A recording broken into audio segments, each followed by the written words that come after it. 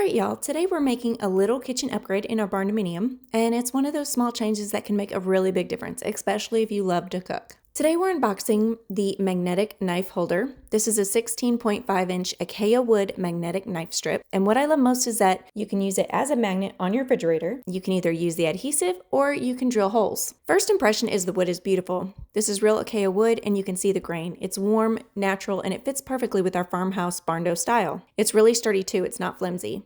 Inside the box, you're going to have everything you need, including instructions and a template if you choose to drill. Now let's hang it up. We're going to go ahead and put this right here in our kitchen where we can easily grab our kitchen knives while cooking. And since this one is double-sided magnetic, it works great on the wall or even on the refrigerator, which is super handy. We're going to go ahead and add our knives. The magnets on this are super strong.